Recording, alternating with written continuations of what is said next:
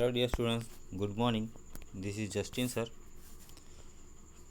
Today we will continue with chapter number 3, Glimpses of Past. And what is there in this chapter? This chapter is about the history of our country from 1757 to 1857. Some pictures are here in this chapter, and through this picture we will see that what is the incidents taken place in the history of our country between 1757 to 1857. From that, we saw the first one, the martyrs, and what was there in first picture we will see. Today we will continue with point number 2, the company's conquest. Now, what is there in this picture, or what can you see in this picture? Now, as you see in the first image, and some notes are there, with its superior weapons, the British East India Company was extending its power in 18th century. Means उनके पास जो हथियार थे, इसकी वजह से उनके पास जो अच्छे खासे हथियार थे, उनकी वजह से कंपनी जो है, ब्रिटिश ईस्ट इंडिया कंपनी है, उन्होंने अपनी पावर है 18th सेंचुरी तक पूरे भारत देश में अपनी पावर एस्टैब्लिश कर ली. So we will see through the picture, and I will tell you what is there in this picture. That this year 1757, this year bears the mark of being an important year in the Indian history. The company rule, also known as the Company Raj, refers to the rule of British East India Company over parts of Indian subcontinents. The East India Company was private company owned by the stockholders and reporting to the administrator in London. तो मतलब यहाँ पे क्या है कि ये जो company है, ब्रिटिश ईस्ट इंडिया कंपनी, जो कंपनी राज के नाम से भी जानी जाती थी, तो वो कंपनी ने, ब्रिटिश ईस्ट इंडिया कंपनी ने भारत के कुछ पार्ट में और भारत के कुछ हिस्सों में अपनी कंपनी एस्टैब्लिश, मतलब ब्रिटिश ईस्ट इंडिया कंपनी ने अपनी पावर एस्टैब्लिश कर ली, अपनी टेरिटरी कॉलोनीज वहाँ स्थापित की. और ये ब्रिटिश ईस्ट इंडिया कंपनी थी, वो एक प्राइवेट कंपनी थी जो कि वहाँ के जो स्टॉक होल्डर थे लंदन के, ठीक है, उनके द्वारा चलाई जाती थी, और इसका संचालन लंदन में बैठे स्टॉक होल्डर्स के द्वारा किया जाता था. The company came to India and set up a few factories at different places. However, the companies beginning on coastal India offered no clues to what would become of the lengthy presence on the Indian subcontinent. Means यहाँ पे क्या है कि the company जो है भारत में अपना व्यापार धंधा एस्टैब्लिश करने आई थी, और साथ में उन्होंने कुछ जगह पे कुछ फैक्ट्रियाँ भी, कुछ अलग अलग जगह भारत में, कुछ अलग अलग जगह पे अपनी फैक्ट्रीज भी उन्होंने सेटअप कर ली, जो कि उन्होंने भारत में कोस्टल मतलब जो दरियाई रास्ता है, वहाँ से वो आए थे, और उनको ऐसा कोई क्लू नहीं था कि भाई वो यहाँ पे आके अपने एक दिन ऐसा अपना इंडिया के अंदर अपना साम्राज्य जमाएंगे, ठीक है. लेकिन उनकी लालच जो है भारत की जो प्रॉस्पेरिटी है, मतलब उसकी जो स्पाइसिस है, यहाँ के जो व्यापार धंधे है, यहाँ की खेती है, ठीक है, वो सब देख के मतलब उनकी लालच बढ़ती गई, और उन्होंने अलग अलग जगह पे फैक्ट्रीज एस्टेब्लिश की. मतलब वो यहाँ ट्रेड करने आए थे. हमने अभी भी we saw in chapter number 2 of history, the trade to territory, how they establish their colonies and how they establish their supremacy in our country. Understood. So ऐसे ही उनको कोई आइडिया नहीं था कि एक दिन वो भारत देश पर राज करेंगे, लेकिन उन्होंने वो कर दिखाया. Slowly and gradually they began expanding and extending their dominance in India. Secondly they took advantage of prevailing disturb. मतलब धीरे धीरे उन्होंने क्या किया कि भारत में वो आए, पहले उन्होंने व्यापार के लिए परमिशन ली, फिर उन्होंने यहाँ के राजा महाराजाओं को लालच दिया और उनसे उनका देश या राज्य छीन लिया। और ऐसे ही करके धीरे धीरे धीरे धीरे करके उन्होंने यहाँ पे अपना जो राज है वो एक्सपांड किया मतलब विस्तृत किया। और धीरे धीरे उन्होंने डोमिनेंस मतलब यहाँ पे राज करना भी शुरू कर दिया। और उन्होंने यहाँ की जो परिस्थिति थी, भारत देश की जो परिस्थिति, अब क्या परिस्थिति थी कि यहाँ के इंडियन रूलर्स जो थे, ठीक है, वो उनकी आपस में बनती नहीं थी। तो उन्होंने they take the advantages of this circumstances, understood, they take the advantage of this circumstances and they become ruler, means Britishers become the ruler. The Indian princes were not at peace amongst themselves. Indian princes, however, were short-sighted, which means they only considered immediate benefits, but ignored its long-term consequences. So they took help from the English merchants to be able to defeat their rivals. This helped the British East India Company in successfully taking over control from the Indian rulers. The British adopted the divide and rule policy. मतलब जैसे कि हमने देखा कि यहाँ Indian Prince जो है, यहाँ के राजा है, जो उनके बीच में आपसी मतभेद था, वो एक दूसरे से उनकी बन रही नहीं थी। यहाँ के जो इंडियन प्रिंसेस थे, जैसे कि short sighted which means they only consider immediate benefit, मतलब उनको तुरंत ही कुछ ना कुछ फायदा। और ब्रिटिशर ने उनकी डूबती नस मतलब पकड़ ली। उनको पता था कि यहाँ के राजा जो है वो लालची है, उनको तुरंत ही रिजल्ट चाहिए। तो उन्होंने, ब्रिटिश ईस्ट इंडिया कंपनी ने क्या किया, उनको बड़े बड़े वायदे किए, बड़े बड़े सपने दिखाए। और ये जो है, ठीक है, ये जो चीज़ है वो ब्रिटिश ईस्ट इंडिया कंपनी के लिए फ़ायदेमंद साबित हुई। और धीरे धीरे क्या हुआ, उनकी ही मदद से धीरे धीरे इंग्लिश मर्चेंट जो है, ठीक है, यहाँ आए और यहाँ पे आके उन्होंने, ठीक है, उनके जो राइवल्स मतलब उनके जो दुश्मन थे उनको भी उन्होंने हराया। और इसकी वजह से ब्रिटिश ईस्ट इंडिया कंपनी जो है धीरे धीरे पूरे इंडियन रूलर्स जो यहाँ के जो राजा थे उनके पर हुकूमत करने लगी। और उन्होंने क्या कि डिवाइड एंड रूल मतलब तोड़ो और राज करो, उनको तोड़ो और राज करो की उन्होंने पॉलिसी अपनाई। और ऐसे करके धीरे धीरे उन्होंने भारत पे अलग अलग जगह पे राज करना शुरू कर दिया। और इनमें amongst all then, if you see in this picture, thank God there is peace in our country now, no more wars, no looting by the thugs, it is God who sent the British, our destiny is linked with them. So यहाँ पे आप image में देख के, image में जो लिखा हुआ है वो देख के आपको पता चल जाएगा कि वो ब्रिटिशर्स को भगवान मानते थे, ठीक है। उनको ऐसा लगता था कि ब्रिटिशर्स उनके लिए भगवान का काम करे, वो उनके लिए अच्छा करे, लेकिन वो उनके पीठ में ही छुरा भोग रहे थे। ब्रिटिशर्स का मतलब क्या था कि उनको लालच दे के, उनको पटा के, जैसे तैसे करके उनका राज्य छीन लेना है। अब लास्ट इमेज में अगर आप देखें, the white man has killed the dethrone our kings, some kings were not good but after all they were of this land, now we have become slaves foreigners, मतलब अब उनको पछतावा हो रहा है, ठीक है। तो among now what happened, among all the short-sighted Indian rulers there was one ruler of Mysore was Tipu Sultan, है ना। here you see in this image of Tipu Sultan, the king tiger of Mysore, who understood the policy of the British East India Company and fought against them till the last moment. उसको पता चल गई, मतलब टीपू सुल्तान जो था, ठीक है, उसको पता चल गया कि हाँ ये जो ब्रिटिशर्स हैं उनकी पॉलिसी क्या है, ठीक है, वो उनसे क्या करना चाहते हैं, वो उनसे उनका राज्य छीनना चाहते हैं और यहाँ पे अपनी कंपनी एस्टैब्लिश करना चाहते हैं, मतलब उनका राज यहाँ पे एस्टैब्लिश करना चाहते हैं, अपना शासन यहाँ पे जमाना चाहते हैं। तो इसलिए उनको तो टीपू सुल्तान ने उनका विरोध किया और उनके सामने लास्ट, जब तक वो मरा नहीं, ठीक है, तब तक उसने क्या किया, उनके सामने लड़ा। The Indian however had varied options and reactions. The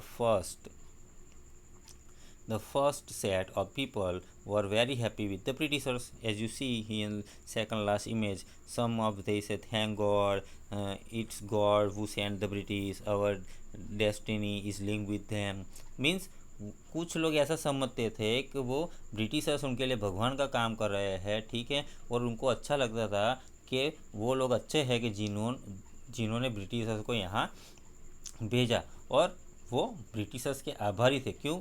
क्योंकि they thought the peace could finally prevail. मतलब उनको ऐसा लगता था कि अब ब्रिटिशर आ गए, मतलब हमारे अंदर अंदर अब जो नहीं बनती वो नहीं होगा, अब ब्रिटिशर हमारा साथ देंगे तो हम उनके पर शासन कर सकते, मतलब हमारा जो विद्वंदी है,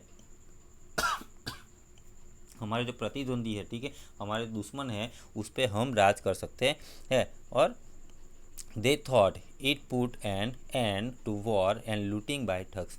उनको ऐसा लग रहा था कि अब ब्रिटिशर्स आ गए, वो उनका साथ है, तो मतलब अब किसी का हमको डर नहीं। अब जो ठग्स मतलब जो चोर डाकू लुटेरे हैं वो हम पे आक्रमण नहीं करेंगे, हमारा माल नहीं छीनेंगे, ठीक है।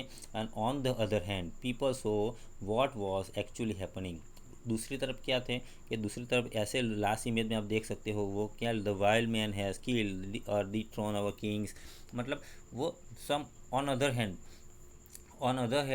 The people so what was actually happening. They knew that even if some of the princes were cruel, they were at least of their land, and they had realized that they were now of the English. They were slaves of the Englishmen. Finally, they realized, na, कुछ है they some of their policies are like sweet poison. For example, subsidiary alliance system. It works like a sweet poison. So first they said it is tasty, it is good for us, but finally they realize that Englishmen make slaves us. So now the third image. What is there in the third image? What is the British rule? 1765 to 1836. So between 1765 to 1836 many incidents were taken place. ठीक है, so it is called religious leaders preach ideas like the untouchability and child marriage. Means some social customs, social evils were prevailed in our country during British rule. So many religious leaders, many reformers come forward, and they tried to make people aware with this thing, that this kind of thing is not good. This untouchability, then दूध पीती, सती प्रथा, all these things are not good for us. So यहाँ पे क्या है कि this year let the rise widespread myths and taboos like untouchability, child marriage, inferiority of women, etc. Our own religious leader thought everyone the idea of untouchability refers to the practice of obstructing a minority group by segregating them from the customs or legal mandate. मतलब यहाँ पे क्या थे,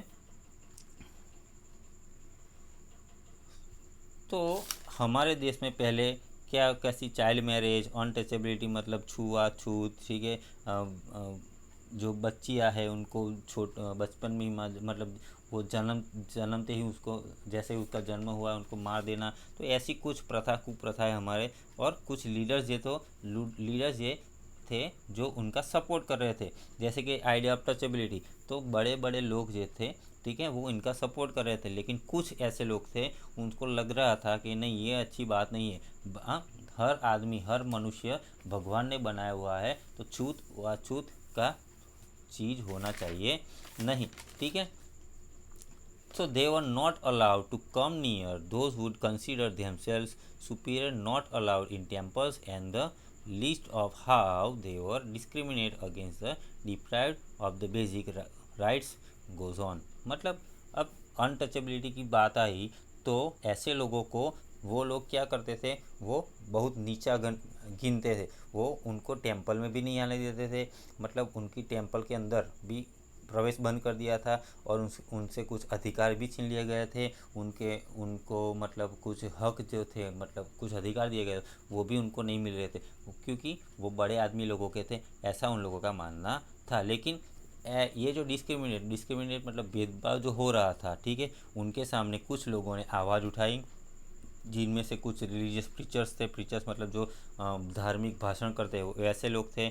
और उन्होंने क्या कहा कि anyone who cross the seas lose his religion, मतलब जो भी दरिया पार करेगा will no longer belong to their miseries, मतलब वो उस धर्म को बिलोंग करता नहीं। And this is the reason why teenage girls were force to marry their by leading into the child marriage and the practice were not only being done but were also being promoted.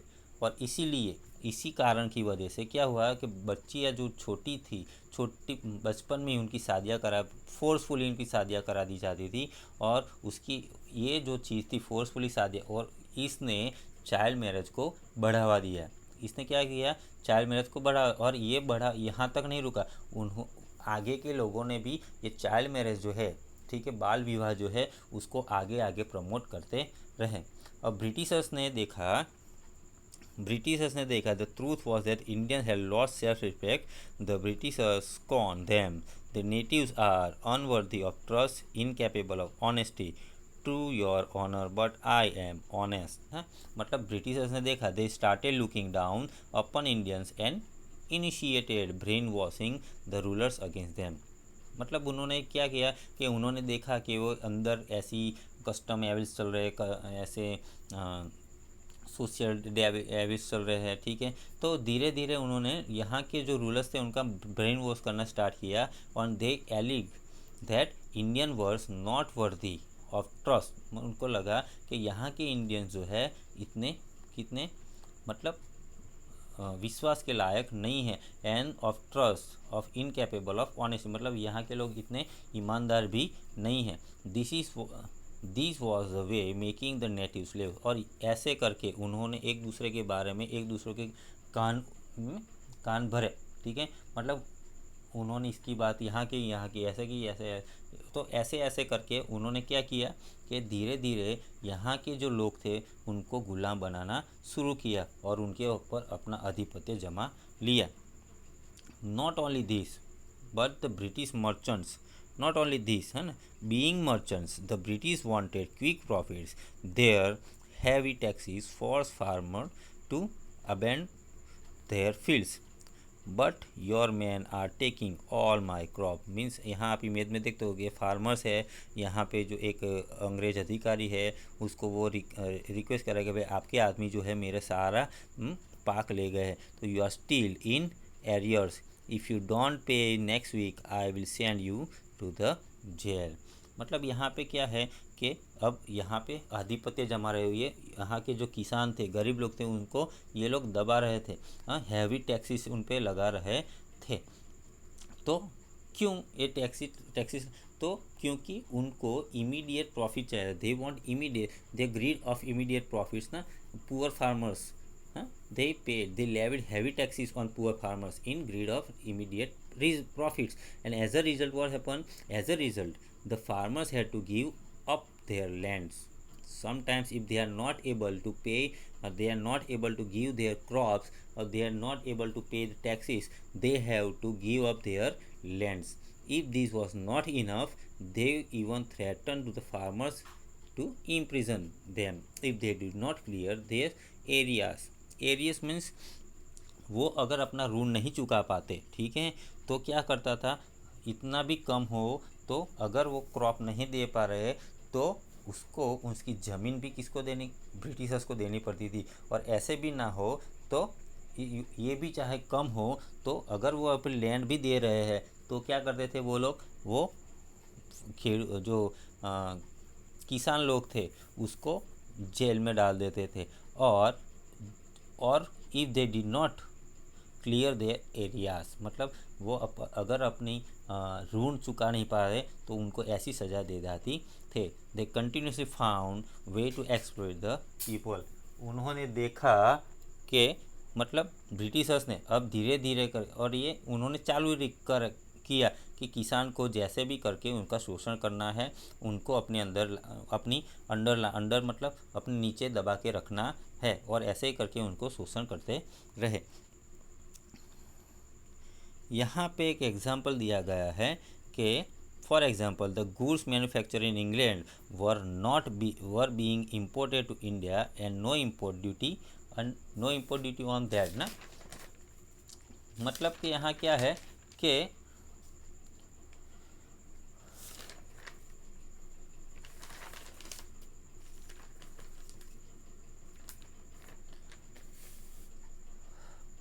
मतलब कि यहाँ क्या है कि Britishers क्या करते थे कि वहाँ से इंग्लैंड से अपना कच्चा माल इधर लाते थे और कच्चा माल नहीं मतलब पक्का माल, मतलब वहाँ पे मैन्युफैक्चर हुआ वहाँ पे बना हुआ माल यहाँ लाते थे और उस पर कोई भी प्रकार का टैक्स इंपोर्ट ड्यूटी दी जाती। इंपोर्ट ड्यूटी मतलब आयात, कोई बाहर के देश से अगर हमारे देश में चीज़ लाई जाती है तो उसका टैक्स हमें यहाँ की गवर्नमेंट को देना पड़ता है, ठीक है। तो वो टैक्स भी वो लोग भरते नहीं थे और इसी वजह से धीरे धीरे क्या हुआ कि यहाँ के जो फार्मर्स थे, ठीक है, उनके ऊपर वो टैक्सेस डाल दिए गए। ब्रिटिशर्स टैक्स नहीं भरे, लेकिन यहाँ के जो प्रोड्यूसर्स थे, यहाँ के जो प्रोडक्ट बन रहे थे, ठीक है, उसके ऊपर वो, और इंग्लैंड में जो बनी हुई जो चीज़ थी वो सस्ते भाव में दी जाती थी, ठीक है, नहीं हाई प्राइसेस में, और यहाँ पे इंडियन प्रोडक्ट थी उसको यहाँ पे कम भाव में दिया जाता। तो इसकी वजह से यहाँ के पीजेंट्स थे, यहाँ के जो मर्चेंट्स थे वो और गरीब बनते गए। And all these things are resulted into famines and extreme scarcity of food. और इसकी वजह से यहाँ पे दुष्काल, ठीक है, खाने की अछत हुई और approximately 15 starved to death between 1822 to 1836। और इसकी वजह से क्या हुआ कि 1822 से 1836 के बीच में कितने 15 लोग मारे गए, 15 लोग मारे गए। अब यहाँ पे नेक्स्ट इमेज जो है वो है राम मोहन राय, मतलब राजा राम मोहन राय। तो राजा राम मोहन राय के बारे में अगर हम बात करें तो राजा राम मोहन राय जो है उसको हम सब जानते हैं कि he was king, he was Bengal's very much richest person. But in 1770 to 1833 तक उनका जो कार्यकाल था उसमें उन्होंने कई सोशल रिफॉर्म्स के काम किए, ठीक है। तो Raja Ram Mohan Roy was well educated man from Bengal. He was well educated and he was one of the first to realize that there was something wrong with our country। और वो ऐसे पहले आदमी थे जिसको रियलाइज़ हुआ कि हमारे देश में कुछ ना कुछ तो गलत हो रहा है। He was of the belief that Indians must not consider themselves inferior or look down upon themselves। उनका मानना ऐसा था कि हमारे भारतीय जो है वो अपने आप को, हाँ, हम अपने आप को महान समझते नहीं हैं और अपने आप को देखते नहीं है, वो अपने आप को समझ भी नहीं रहे, ठीक है। उनको जैसा बोला जा रहा है वो ऐसा करे, लेकिन यहाँ के लोग जो है वो अपने आप को समझ रहे नहीं हैं। तो he believe that our educated culture was great and the people, उनका मानना था कि हमारे एंशियंट कल्चर जो है वो सबसे बड़ा है, मतलब हमारी जो संस्कृति है, ठीक है, हमारी जो प्राचीन संस्कृति है वो दुनिया में सबसे बड़ी है। और the people were destined for greater achievements, और यहाँ हमारे लोग जो है कैपेबल है, ठीक है, डेस्टिन मतलब हमारे यहाँ जो कैपेबल है कि वो कोई ना कोई अचीवमेंट प्राप्त कर सकते हैं। उनके हिसाब से according to him the first step was to change the society by abandoning the prevailing superstitions, it was the root cause of all the problem. और उनके हिसाब से क्या था, यहाँ लिखा है कि सुपरस्टिशन हैव बीन रनिंग अस, मतलब उनका मानना था कि हम अंधश्रद्धा को नहीं चल रहा है लेकिन अंधश्रद्धा के हिसाब से हम चल रहे हैं, वो उनका मानना था। और इसीलिए उनका मानना ऐसा था कि पहला स्टेप मुझे, मतलब पहला चरण मेरा ये है कि मेरे को समाज को यहाँ पे चल रही जो सुपरस्टिशन है, अंधश्रद्धा जो है, ठीक है, उनको समझाना है कि ये गलत है, ठीक है। और it was the root cause of, और ये जो आपकी अंधश्रद्धा जो है, ठीक है, ये अंधश्रद्धा आपके बीच में जो चल रही है यही एक कारण है कि अपना देश बिछड़ता जा रहा है और अपना देश तरक्की कर रहा नहीं है। हमारे देश की जो तरक्की होनी चाहिए वो रुकी हुई है, और यही जो है सुपरस्टिशंस, आपकी जो अंधश्रद्धा है, वो ही हमारे देश में जो प्रॉब्लम्स सारे खड़े हुए उनके सारे उसके जड़ यही है। Once while having conversation with his wife, एक दिन उनके वाइफ के साथ, यहाँ पे सेकंड इमेज में आप दे सकते हो, ठीक है, his wife name was Uma. तो once while having conversation with his wife he told her cows are of different colors but the colors of milk is the same। मतलब अलग अलग हमने भी देखी है कि गाय के कलर अलग, कोई सफ़ेद होती है, कोई काली होती है, कोई व्हीटिस होती है, ठीक है। तो गाय के कलर है, लेकिन उनमें से जो दूध निकलता है उसका कलर क्या होता है, एक ही होता है। कौन सा कलर होता है? यस, वाइट कलर ना। So according to him the cows are of different colors but the color of milk is the same। This means that different teachers might have different opinions but the essence of each religion is the same। means अलग अलग धर्म गुरु है, अलग अलग धर्म के लोग जो है उनका ओपिनियन जो है अलग होगा अपने धर्म के बारे में, उनकी मान्यताओं के बारे में, मतलब सुपरस्टिशन के, उनकी बिलीफ के बारे में अलग अलग उनकी जो विचारधारा है उनके अलग, लेकिन सबका जो धर्म है वो एक ही है कि हम सब एक है। All human beings are equal. So this is the message of all the religions। So he took keen interest in science। He was, see here in theory, he was attracted by the science and modern knowledge। Knowledge should be practical and scientific। So he took keen interest in science and modern knowledge। According to him knowledge should be practical and scientific। तो धीरे धीरे उन्होंने क्या किया, science और modern knowledge में interest लेना start किया, और उनके मुताबिक क्या था कि नॉलेज जो है वो प्रैक्टिकल होना चाहिए और साइंटिफिक, मतलब उनको वैज्ञानिक ढंग से, मतलब साइंटिफिक ढंग से उनको हमें प्रैक्टिस में लाना चाहिए। He even publish newspaper with the British stop out the suspicion in 1823। उन्होंने एक न्यूज़पेपर का भी निर्माण किया। न्यूज़पेपर भी उन्होंने क्या किया, एक न्यूज़पेपर भी उन्होंने प्रिंट करा, लेकिन ब्रिटिशर ने उन पर क्या कर दिया, सस्पेंशन, मतलब उसको सस्पेंस कर दिया, मतलब सस्पेंड मतलब उसके ऊपर रोक लगा दी कि वो आप पब्लिश कर सकते नहीं हो। और ये सब कब हुआ, 1823 में। ही वॉज इन, यहाँ पे he crosses the seas and went to England to see what made the British powerful. There he told them, we accept you as rulers and you must accept us as subject, but you must remember the responsibility a ruler owes to this his subject. मतलब यहाँ पे क्या है कि he was inquisitive to know that what made the Britishers, he means he was curious to know that what made the Britishers so powerful, what is the thing, why we are not that much powerful as Britishers were, why we, if we have lots of power, we have that many kings, we have many peoples are here, but some few Britishers came to India and they become powerful, how? So Raja Ram Mohan Roy was curious to know that what made the Britishers so powerful, so he crossed the seas and traveled to England। मतलब राजा राम मोहन रॉय जो है वो जानने के उत्सुक थे कि Britishers जो है वो इतने पावरफुल क्यों हैं, ठीक है। हमारे पास इतनी बड़े यहाँ पे इतने सारे नागरिक हैं, यहाँ इतने राजा है, पावर, और राजा भी कैसे धनवान राजा है, पावरफुल राजा है, फिर भी वो लोग कुछ अंग्रेज यहाँ पे आते हैं और हमारे पर हुकूमत करने लगते हैं और वो पावरफुल बन जाते हैं, तो ऐसा क्यों है, ठीक है। तो ये जानने के लिए उन्होंने क्या किया, समुंदर के माध्यम से वो इंग्लैंड पहुँच गए, और वहाँ पहुँचते ही there he is known to tell Britishers, वहाँ पे जाके उन्होंने ब्रिटिशर्स से क्या कहा कि we as a nation accept their rule. तो एक देश के हिसाब से हमने ब्रिटिशर्स जो हमारे ऊपर राज कर रहे वो हमने एक्सेप्ट किया।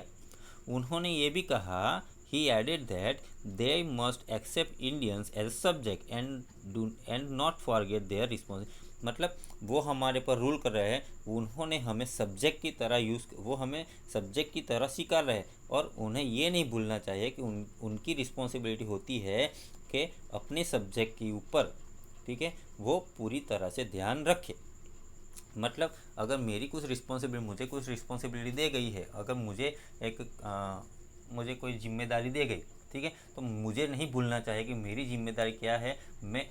फॉर एग्जांपल मुझे अगर क्लास का मॉनिटर बनाया गया, ठीक है, if I become a monitor of the class, so now what is my responsibility? I have to take care of all the students in class. So in this way, if Britishers are ruled here, it is their responsibility to duty towards their subjects. So Raja Ram Mohan Roy, known for his efforts to abolish the practice of sati and child, हमने S में भी आगे भी पढ़ा है, ठीक है, कि राजा राम मोहन रॉय है, उनको हम क्यों जानते हैं, तो राजा राम मोहन रॉय है, उन्होंने सती प्रथा और जो बाल विवाह थी, ऐसी कुछ एवज कस्टम थे, सोशल एवज थे, जिसके ऊपर उन्होंने पाबंदी लगा दी, ठीक है। और इसकी वजह से राजा राम मोहन राय को आज भी जाना जाता है। In the next session we will see about the rest of the images, that operation and dissatisfaction, all these things. Till that, thank you, have a nice day.